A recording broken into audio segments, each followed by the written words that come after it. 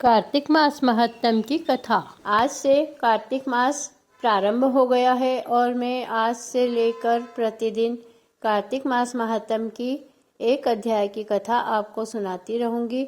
आप प्रतिदिन नियम से इन कहानियों को अवश्य सुनिए। तो चलिए कार्तिक मास महत्तम के पहले अध्याय की कथा सुनाती हूँ।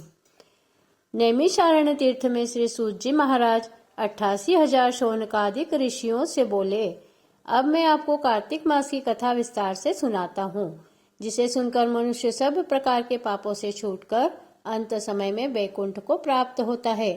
सूत जी बोले, श्री कृष्ण जी से आज्ञा लेकर देव ऋषि नारद के चले जाने पर सत्यभामा प्रसन्न होकर लक्ष्मीपति भगवान से कहने लगी, हे नाथ, मैं धन्य हुई, मेरा जीवन सफल हो गया है।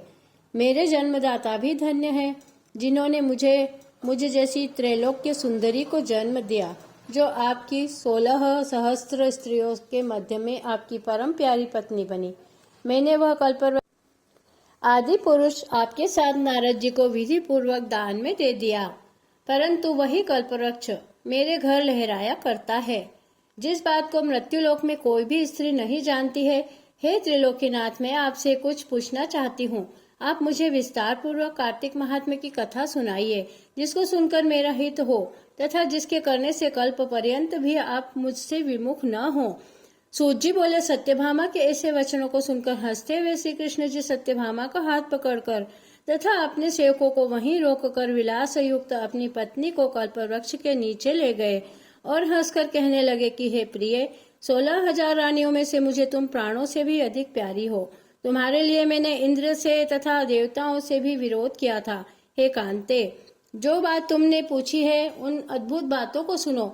सूत जी बोले, एक दिन श्री कृष्ण भगवान ने सत्यभामा की प्रिय कामना के लिए गरुड़ पर सवार होकर इंद्रलोक जाकर कल्पवृक्ष मांगा।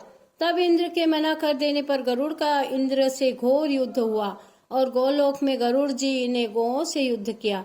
गरुड़ की चोट से उनके कान और पूंछ कट के गिर पड़े। उनके रुधिर से 3 वस्तु उत्पन्न हुई, कान से तंबाकू, पूंछ से गोभी और खून से मेहंदी।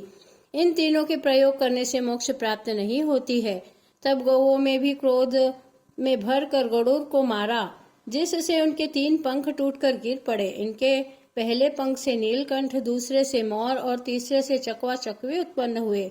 हे प्रिय, इनके दर्शन मात्र से ही शुभ फल की प्राप्ति होती है।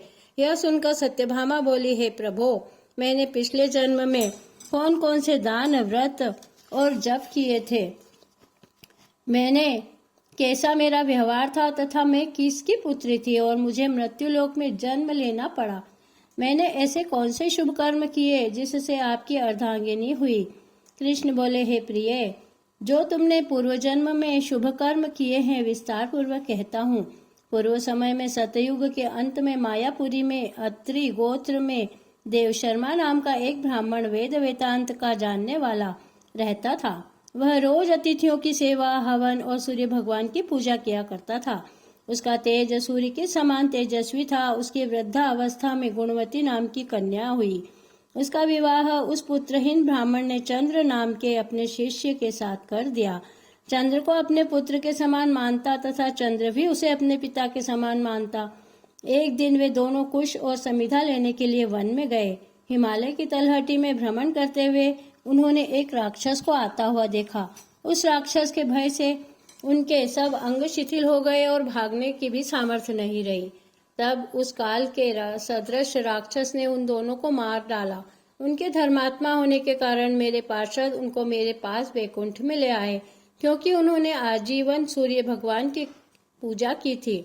उस कर्म से मैं दोनों पर अति प्रसन्न हुआ। शिव, सूर्य, गणेश जी, देवी, इन सब देवताओं की पूजा अर्चना करने वाले सब स्वर्ग को प्राप्त होते हैं। मैं एक होता हुआ भी काल और कर्मों के भेद से 5 प्रकार का होता हूँ। जैसे एक देवदत्त, पिता, भ्राता आदि नामों से बोला जाता है। जब वह दोनों विमान पर चढ़े हुए सूर्य के समान तेजस्वी रूपमान, चंदन और माला धारण किए हुए मेरे भवन में आए तो दिव्य भोग भोगने लगे। कार्तिक मास महत्तम की कथा का एक अध्याय रोज सुनिए और कृपया मेरे चैनल को जल्दी से सब्सक्राइब कर लीजिए। जय श्री कृष्ण।